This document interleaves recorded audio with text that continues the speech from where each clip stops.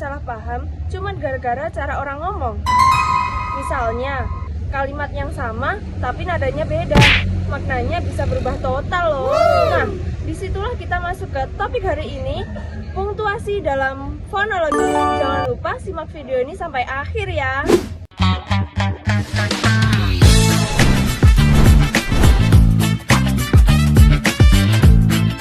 Pada kesempatan kali ini, saya akan membahas tentang punktuasi dalam kajian fonologi yang sering dianggap sepele, tapi sebenarnya penting banget dalam komunikasi. Sebelum masuk ke punktuasi, kita pahami dulu apa itu fonologi.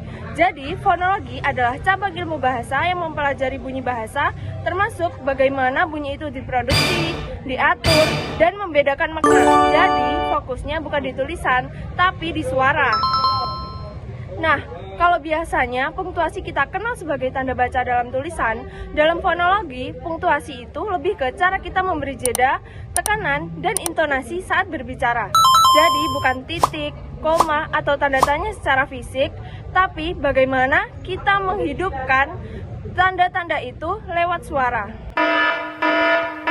Sekarang, setelah kita pahami pentingnya tanda baca, kita akan masuk ke yang lebih dalam, yaitu unsur-unsur punktuasi dalam kajian fonologi. Yang pertama ada intonasi. Jadi, intonasi adalah naik turunnya nada suara dalam pengucapan. Misalnya, pada kalimat tanya, intonasi biasanya mengalami kenaikan di bagian akhir kalimat. Yang kedua ada jeda. Jadi, jeda merupakan penghentian sementara dalam pengucapan yang berfungsi sebagai tanda koma dalam tulisan. Penggunaan jeda yang tidak tepat dapat menyebabkan perubahan makna dalam kalimat. Yang ketiga ada tekanan. Jadi, tekanan adalah penekanan pada bagian kata atau kalimat tertentu saat diucapkan. Tekanan ini berfungsi untuk menegaskan atau memperjelas makna yang ingin disampaikan. Selanjutnya ada fungsi punktuasi dalam fonologi.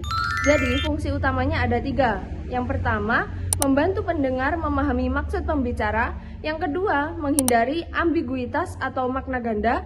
Yang ketiga, membuat komunikasi jadi lebih ekspresif dan hidup. Nah, sekarang kita masuk ke pembahasan utama, dan di sini saya akan menjelaskan 5 tanda baca. Yang pertama ada tanda titik. Jadi, tanda titik itu simple banget loh. Dia dipakai buat nutup kalimat pernyataan. Misalnya, ada kalimat saya sudah mengerjakan tugas. Nah, kalau ditambah titik di akhir, saya sudah mengerjakan tugas. Langsung kerasa kan kayak oke, selesai, nggak ada lanjutan lagi. Yang kedua ada tanda koma. Ini nih yang sering disepelein, padahal penting banget loh. Koma itu ibarat napas di dalam kalimat. Contohnya, ayo makan teman. Ini agak bahaya gak sih? Bisa salah arti. Tapi kalau dikasih koma, ayo makan teman. Nah, sekarang jelas kan, ini ajakan, bukan ya kamu tahu lah maksudnya. Yang ketiga ada tanda tanya. Kalau yang ini gampang sih dipakai kalau kita lagi nanya sesuatu. Misalnya ada kalimat, kamu sudah paham materi ini. Itu kayak pernyataan gak sih? Tapi kalau ditambah tanda tanya di akhir kalimatnya menjadi, kamu udah paham materi ini. Langsung berubah menjadi butuh jawaban gak sih? Jadi nadanya juga otomatis naik di akhir. Selanjutnya ada tanda seru.